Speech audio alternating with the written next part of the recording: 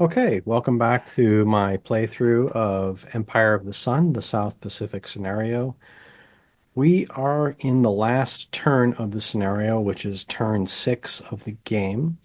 And if you would like to catch up on the previous turns, I will leave links in the video description and also in the Empire of the Sun forum. And you can catch up and find out what's been happening. So right now we're at the beginning of the turn. Uh, I did make a mistake in the previous turn by not having the Japanese phase last. They had actually one more card in their deck, and I just lost track of the number of cards. I'm using the CDG solo system, and uh, I just didn't move the marker, or I moved the marker too far. So anyway, so what's going to happen is normally the Americans would phase first since it's 1943 and both hand sizes are in fact set at 4. But I'm going to set the hand size for the Japanese at 5 and have them go first. This way it balances out for what should have been the last card play of the last turn for them.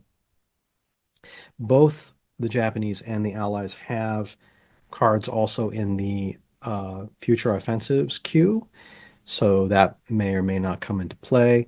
And we're going to just get started and start with the Japanese. So the first thing we got to do is roll the fate die and see what card choices I may have available to me. And I rolled, and it's hard for you to see, but I rolled CDE. And what that means is that I can choose between C, D, or E for any purpose. I can also, because it's covering the column C, I can also choose to play my future offensives card as well. So let me look at the options and get back to you with a decision. All right, so I've chosen Operation KA, which is Battle for the Eastern Solomons. And actually, it's fairly apropos because we are battling basically in the Eastern Solomons and New Guinea. So I'm going to decide what I'm going to do as far as the Japanese are concerned. Again, for strategy's sake, the Allies are behind the curve here, and they have one turn left. They don't have a whole bunch of their reinforcements that were scheduled to come in because of the war in Europe. So in this case, they're a little bit short-handed and they are behind in the tally of number of ports controlled, and that's really the main objective of the game. So as the Japanese player, I don't really need to make major offensives. I just need to stall the Allies and keep them from advancing too quickly. So let me see what I'm going to do and come back with a plan. Okay, so I've activated 7 units because that is the activation limit that I have with a logistics value of 4 and the combined fleet headquarters. I've activated these bomber units. I've activated the Shikaku and the Yamato and the Zuiho and the Congo, and I'm engaging in some air naval combat to whittle down the Allies' ability to conduct naval operations as well as see if I can get a clean attack on this army unit and maybe bomb it while it's kind of exposed, if assuming the Allies can't leverage potentially a defense. So now we're going to find out what's going to happen in terms of the Allied reaction, and I will come back to you. Because this is a large operation and the Allies can see what's happening because I've been sailing through and moving through zones of influence. Uh, the only possible surprise attack result would be as if I roll a 9 on this die. By the way, in case you're wondering, there are no Allied reaction cards that I can play that are visible in the card deck. So I'm going to roll. And I rolled a 7. So the Allies do, in fact, see what's coming. and they can mount a reaction, and that's going to come next. So there aren't a whole lot of great options for the Allies. What I decided to do is activate the Navy of the US Navy and try to mitigate some of the potential damage. One of the things I wanted to do was to protect the Army, this 14th Army unit. And because it was alone and there were no other enable units there to protect it, it could take damage. So instead of doing that, I've sailed the Wasp in to essentially provide air cover. And what that's going to do is it's going to basically mean that that 14th Army isn't going to be hit by any air naval bombing, and the Wasp is going to end up taking the damage, which is a toss-up, right? You lose the Wasp maybe, but you also don't damage the army because I need that army. So we need to get moving. So anyway, we're gonna see what happens. That's why you play the game. So here come the resolution of the battle hexes. Okay, so we're gonna resolve the battle hexes in the order in which they appear in alphabetical order. So starting with battle hex A, which is now an air naval combat involving the Wasp against these two long-range bomber units. And we have 20 Japanese attack factors going up against what would normally be 8.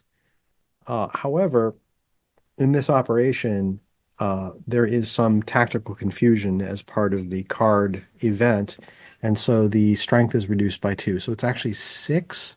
And then the Japanese are also going to get sorry, the Americans are going to get a +1, however, to their combat roll. This isn't actually going to yield anything. The Allies, the Americans have no chance of doing any damage against these bomber units, but we just play it out anyways. Okay, so the Allies did well. They rolled an 8, and I did not do so well as the Japanese. I rolled a 3. So how this is going to work out is that the Japanese score 10 hit points and the Allies score 6 hit points. So the good news for the Allies is that those 10 hit points are not enough to take out the Wasp. I rolled sufficiently low with a half result. So that was, in fact, a good result for the Allies. With Battle Hex B, we have 10 Japanese combat factors going up against what would normally be 13 combat factors. But because the card negates 2 combat factors for the Allies with carriers involved, the Jacinto only has 8 coming to the party, so it's 11. So it's 10 to 11. The Americans do get a +1 on their roll. So, all right. Oh, look at that. Well, the Japanese rolled a natural 9, and I rolled what would effectively be 8. So that's going to be a critical hit for the Japanese. Uh, and because it's a critical hit, they could elect to take out the air wing and not just, they would normally have to take out one step from the Jacinto, but Japanese can choose to take out the Marine Air Wing and knock that off the board if they wanted to.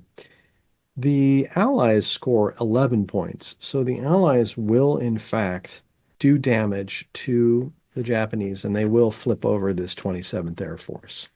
And what the Japanese have decided to do is they've decided to take the step loss on the Jacinto, and it was about a 6 1/2. I could take out the Marine Air Wing. The Jacinto is actually a more versatile unit because it can move around. So better to reduce that and make that a little less effective than just the Marine Air Wing, which is fixed in position more or less. All right, so in Battle Hex C, we have 32 Japanese combat factors going up against 32 minus 2 because of the carrier. So it's 30 combat factors for the Allies. So it's more or less an even fight. And the Allies do get their +1 because there is, in fact, a carrier involved. in the Lexington. Okay, so the Allies rolled 3 plus 1 is 4, and the Japanese rolled 4. So this is going to be 16 Japanese hit points against 15 Allied hit points. So the Allies are going to flip over the carrier Shukaku. Japanese also will get to flip over the battleship Massachusetts. And now we move on to the final battle hex, which is battle hex D. In battle hex D, we have 21 combat factors for the Japanese going up against 8 combat factors for the Allies. There is no die modifier, and there's no reduction because there's no carrier on the Allied side of the battle. Okay, so again, a fairly low result. We've got 3 versus 0. So what we get is 11 hit points scored by the Japanese against 2 hit points scored by the Allies. The Allies weren't going to do anything. Well, actually, they could have. They had scored a full shot. They could have potentially done some damage to the Zuiho, but they're not going to do that this time. A lot of activity, no damage, and now we go into post-battle movement.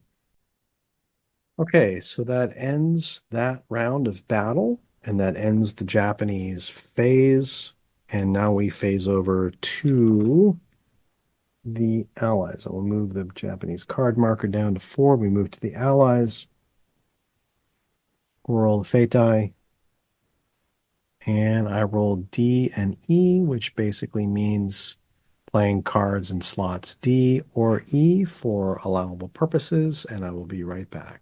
So what I've done is I've gone ahead and played this China offensive card as ops, activated the Southwest Pacific, and then I activated both the 24th and 3rd Australian armies and moved them into Hex 3923 to link up with the 14th Army. That's my stacking limit, by the way, 3 ground units or combination of ground and air units can be in a hex, so I'm stacked to the max there. And then I moved by way of strategic movement the First Army into Gilly Gilly, and I shipped over the 5th Air Force, the fighter component, basically into Gilly Gilly. That's pretty much all I can do and feel like I perhaps should do. And now we're going to phase over to the Japanese. All right, it is time to roll the fate die and see what happens. AB. So AB for any allowable purpose. I will take a look and get back. Okay, now we're going to choose Operation KE, but we're not going to use it for its event. We're going to use it for ops. And again, the idea here is to just be an annoyance to the Americans. And so let me, and the Australians, the Allies, and let me see what I'm going to do. Okay, so I'm going to gang up on Bougainville and see what I can do in terms of damage against the Washington and Lexington, and maybe whatever other units the Allies may want to bring into play against this offensive. Since it is ops, I can only create 1 battle hex. And now we get to determine the Allied reaction, if there is any, because this is, again, a operation and not an event. The OC value is 5. We get a -2 because there is a lot of moving through zones of influence. And so really, I need to roll an 8 or a 9 to make that a surprise attack. If I roll 7 or less, it is an intercept. And I rolled a 0, so the Allies do see what's happening and they can react. Big Battle of Bougainville has begun. And this is going to be 58 combat factors for the Japanese going up against 40 combat factors for the Allies. The Allies do get a +1 on their combat roll, so let's see what happens. Okay, so the Allies rolled 0, modified to 1, and the Japanese rolled 4. So this will be 4 to 1. So the Japanese will score 29 hits and the Allies will score 10. So let me take a look and see what's going to go on here. So with those 29 combat factors, I can sink one of the battleships, that's 16, and then I can take out one of the carriers, either Lexington or the Wasp, my choice. The Lexington is eliminated, and we will go ahead and take out the North Carolina. Now, the 10 hit points that the Allies score can do some damage. They can flip over the Zuiho, but actually, what I may do is damage one of these air units. So I'm going to take out the 25th Air Force and give that a hit. And now we get into some post-battle movement.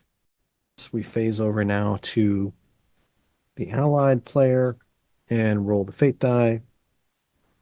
And we have C exclamation point. So with the C with the exclamation points, I can play what's in card C for any purpose, or I can play the lowest value ops card available to me. I have to play this for ops. Unfortunately, this is a really good reaction card, but based on the conditions that are set forth in the CDG Solar System, this was my really only valuable play because I needed at least two ops to be able to move some armies, and I've got to be able to start making some progress. So I'm going to decide what I'm going to do and get back to you. So I've activated Anzac. Okay, so I've moved the 3rd Australian and the 14th Army into Buna, and they're going to engage in a ground battle, but I do have my 5th Air Force engaging and supporting this move, which will be engaging the air unit there, the T unit. And so now we need to see what, if any, kind of reaction that the Japanese may be able to do. This is a fairly low OC value card, which would be a challenging roll. The good news is that I have an intelligence card that is available to me to play. Okay, they had JN25, number 49 available to them, and that automatically now makes this an intercept. And so in this particular case, the Japanese can potentially react, and we're going to see what the Japanese can do next. So the Japanese are going to react. They're going to activate the combined fleet, and they're going to be able to activate the army side of things. They're going to activate these two army air units, and they're also going to move this unit that was positioned in the port of Leh, move this 17th Army into Buna and provide additional ground support. So the hope is that I win for the Japanese, win the air-naval battle, but also maybe take out the 5th Air Force and then give a +2 modifier to the ground combat. So let's go ahead and resolve the air-naval side of things.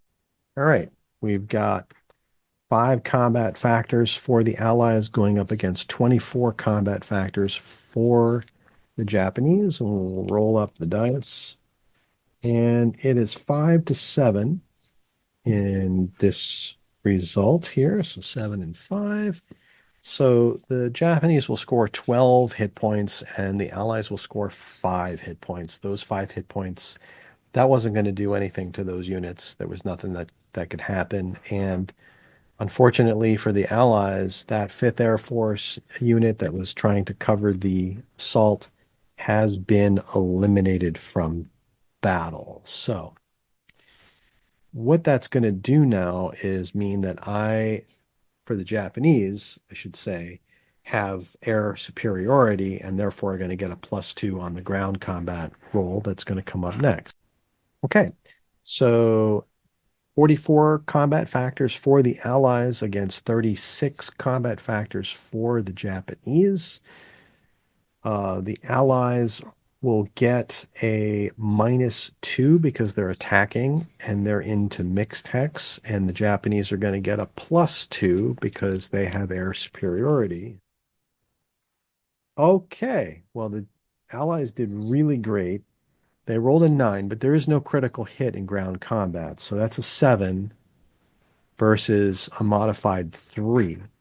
So 7 versus 3, and so that works out to be 66 combat factors for the Allies against 36 combat factors for the Japanese. So this is a fairly good result for the Allies despite everything.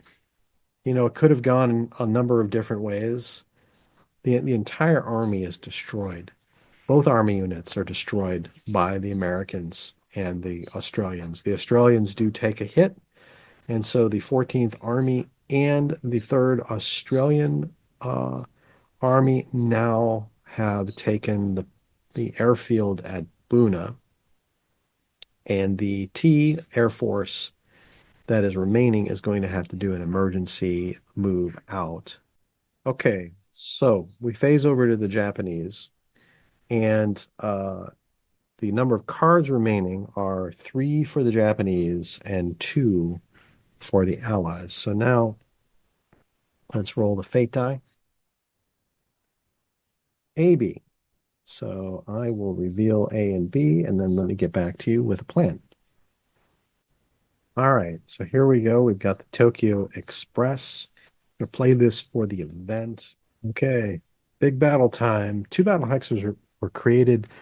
Another major assault on the port of Bougainville. Again, the idea here is to try to cripple the Allied ability to respond with naval force and support their ongoing attacks.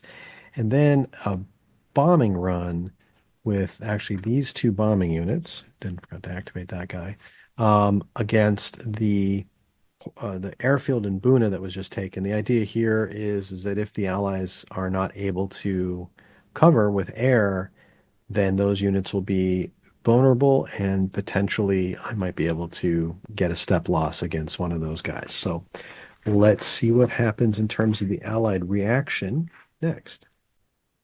So looking at the Allied hand, there are no reaction cards that I can play, so I'm going to have to roll. And because this was an event and it's a fairly big event, and again, moving through zones of influence, if I roll a natural 9, this is a surprise, not good. Otherwise, there can be a reaction. And look at me. I rolled a natural 9. This is a total surprise to the Allies, at least as far as the tactical situation is concerned. So they do not get any reaction. Okay, so currently we've got 51 Japanese combat factors. We don't know yet what the Allied combat factors are going to be because we have to do the damage first. So I'm going to go ahead and roll. There's no die modifier, and I rolled a 5. So that is going to put me at 26 hit points. So let me go ahead and apply that damage. So the Washington and the Wasp have been sunk. That leaves only the battleship Massachusetts left to fire back. So next is going to be that. And there is no modifier because there's no carrier left, and it's not going to probably do anything. So just want to roll in case there's a critical hit. I rolled a 7, and what that's going to do is score 8 hit points, and there are no defensive values that are less than 10. So the Japanese do not take any damage, and that battle hex is resolved. And now here we have an open bombing attack against these army units. And so let's resolve that. I rolled a 9. All right, so the best possible result. Critical hits don't really get applied against ground units, but I scored 20 points, which there's no critical hit in ground combat. I am still obliged to have to reduce any full strength unit, which is the 14th Army. So the 14th Army took a step loss, and now I can do some post-battle movement for the air naval units. Okay, we phase now over to the allied player. Roll the fate die. D or E. All right, let's go find out what we're going to do. Black Day. I can only play it for ops here. So I'm going to decide what I'm going to do and get back to you next. This is going to be a ground battle. The 14th Army has moved into Port Moresby. The 1st Army has moved into Hex 3923 from Gilly Gilly. And this is because I'm only using this for ops, I can only create one battle hex. And so that's my chosen battle. So now we're going to see if the Japanese can do any reaction. And since the OC value is 3, and I did move a unit through some zones of influence, basically my roll, if I roll a 6, 7, 8, or 9, there's going to be no reaction. It would effectively be a surprise attack, although the ground combat will be simultaneous. So let's go ahead and see. And I rolled a 6. So what that means is that I don't react as the Japanese, and so this ground combat goes on as scheduled. Now it's going to be pretty lopsided. 14th Army is marching in with 22 combat factors against the Japanese SS division. Allies are going to get a -3 because they're moving through mountains to get into Port Moresby. So here comes the roll. Okay, so we're going to resolve the battle hex now, and the Allies will get a -3, and the Japanese will get a +2 because the Japanese have a naval unit in there. So they get naval support, and the Allies are moving through the mountains, so they get a -3. Okay, so the Japanese rolled a 3, so they modifies to a 5, and the Allies rolled a 1, that just modifies to a 0. Well, in this case, the outcome was going to be pretty predetermined. The Allies take the full 3 hit points, but they're going to do regardless. They're because of their roll, they're going to do 11 hit points because a 1/2 is the lowest ground combat roll. So they will take out the SS unit and they will advance into the port of Port Moresby and force the Naki to retreat in emergency movement. Okay, the Allies have retaken Port Moresby.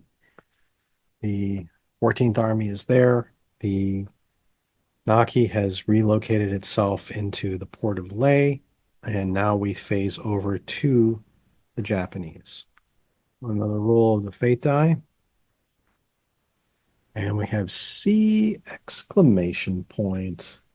Okay, I've chosen to activate the card Operation IGO, and I'm going to play it for ops. And going to use my army units. And the reason why is that I also used strategic movement to move the 19th Army from Rabaul into Leh. And this is, again, just throwing up another obstacle for the Allies to try to get into the port of Leh, which would be an important port for them to try to take at this juncture. So let's see what the Allies do in terms of reaction. So we're going to roll. There is no reaction card. The OC value here is 5. There was some activity that crossed over into the zone of influence by this Marine air wing, which is still projecting out here. And so in that particular case, they're going to get a modified -2. So basically 8 or 9, and it's surprise. 4. All right, so the Allies see this coming. They can react. They're going to activate these 3 wings. They're going to activate the Jacinto, this Marine Air Wing, and this Marine Air Wing. This Marine Air Wing is actually going to fly over to Port Moresby to project some additional zone of influence around here. And this Marine Air Wing, in fact, let me clear that tag. It's not going to be involved in the battle. But this Marine Air Wing and the Jacinto from its vantage point into this battle hex, and I'll place a battle marker just for clarity, are going to protect those units. And so now those units will not suffer any hits, and instead there'll be an air battle over Buna. The Japanese have 24 combat factors going up against 10 for the Allies. The Allies do get a +1 because the Jacinto is involved. All right. The Allies rolled 8, modified to 9, and the Japanese rolled 7. That's basically going to be a 1x for both sides, so 24 to 10. Let's go ahead and find out what happens in terms of damage. So first, the bad news. Bad news is that both this Marine Air Wing and the Jacinto, unfortunately, is going to eliminate both of those units. In turn, however, the Allies scored 10 points, so they're going to be able to flip over one of these guys. I will go ahead and flip over the T wing, and now we're going to do some post-battle movement. All right, we're down to the last card play for the Allies. One card left. Roll the fate die. And this is that funny E with the less than sign, which means that I reveal 2 cards if 2 cards are not already up. And then from those cards, I can play any face-up event card or play the lowest valued ops card. So let me take a look. The Allies are going to choose Operation Chronicle, and we have to play this because of inter-service rivalry. There isn't a whole lot we can do, but I am going to play it for the event to get the additional logistic point there. So it's 3, and I have to activate Anzac. And what I'm going to do is, because Gilly Gilly is open and vulnerable, and again, we're not going to play an additional turn, but who knows what the Japanese are going to do. I'm going to fly the 5th Air Force over in a strategic move. So there's my moves, and now we get to see whether or not the Japanese can do any kind of reacting. Because this was played for the event, its EC value is 4, modifies to a 6. So basically, if I roll a 7, 8, or 9, they don't get to do anything. And I rolled a 9, which actually didn't really matter. So in fact, the Japanese get to do nothing in terms of react. So yes, we do have ground combat. It's the only combat that we're going to have. We don't have any air naval combat. The Japanese are, however, going to get a +4 for their rolls because they have naval and air units present to provide cover, and the Allies are going to get a -2 for their roll because they're moving into mixed terrain. So let's go ahead and resolve that. Okay, this could be the definitive battle for the Allies this turn. 33 combat factors for the Allies going up against 18 for the Japanese. Again, the Japanese are going to get a +4, and the Allies have to take a -2 for the terrain modifier. So here we go. All right, well, I rolled about as well as you could as far as the Allies go in terms of defense. So the Allies are going to modify that 4 down to a 2, and the Japanese are going to modify that 0 up to a 4. So this is going to be 2 to 4. The Allies will score 17 points, and the Japanese will score 18 points. It's actually worked out for the Allies because in terms of ground steps remaining, the Japanese only have 1 step remaining, and the Allies have 2 steps remaining because the Japanese were able to inflict 1 step of damage against the 14th Army, and the combined army attack was able to inflict 1 step loss against the 19th Army. The 19th Army is forced to retreat, and the Kongo Naki and the T Air Wing have to perform emergency moves out of Leh, and Leh is now American. Okay, we're now down to the final Japanese card play here for the turn. They went first, and they're going to go last. They would have played 5 cards total. And they did get a strategy draw, so actually they're playing a total of 6 cards. Let's go ahead and find out what the fate die has in store. And similarly, they get an E with the less than sign. And so let me take a look and see what we can play. Okay, so I'm playing Operation Re, and what I decided to do is kind of a last sort of ditch effort here to retake Guadalcanal. And so what I've done is I sailed the Shukaku and the Zuiho into position to do air cover, sailed in the Hai and the Congo into Guadalcanal's port, and then sailed the just recently booted out of Leh 19th Army into Guadalcanal to do an invasion. Cost me one amphibious shipping point. Now we get to see what the reaction is because a battle hex was created. So let's see what the intelligence condition will be. There are no allied reaction cards, and so now it comes down to an allied reaction roll. OC5 modifies to 7 because of the -2. So basically, if I roll an 8 or 9, then let's surprise. I rolled a 7, -2 is 5. So that actually does mean that the allies can react. So let's see what the allies do.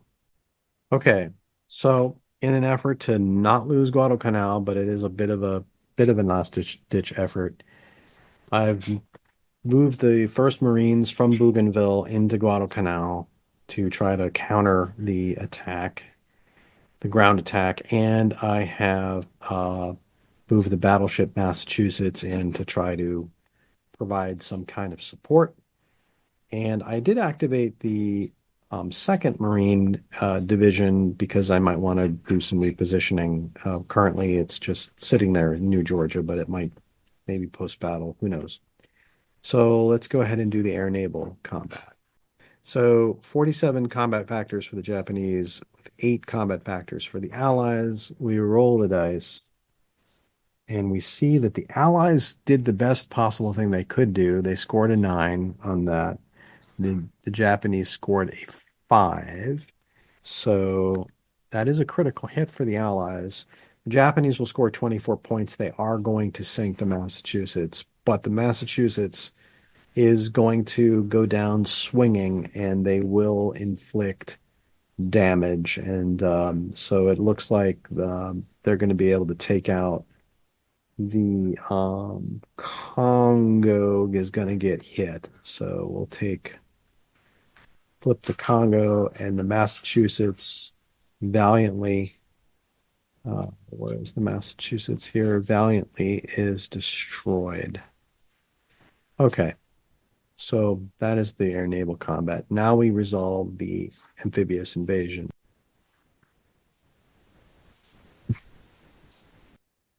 Okay, so this is the map state at the end of that turn with just the control markers down for New Guinea and the Solomon Islands and the Australian mandates. And we have, in terms of the victory points, if we look at the China track, the U.S. political will, the Japanese controlled port hexes, not including Palau and Truk, and Vogelkop, which is the resource hex, the Japanese come out with 9 victory points and, sorry, 8 victory points. And that is a tactical victory. So there we have it. That's the end of the scenario. I will probably wrap up with some additional thoughts in a future video. Thank you for watching.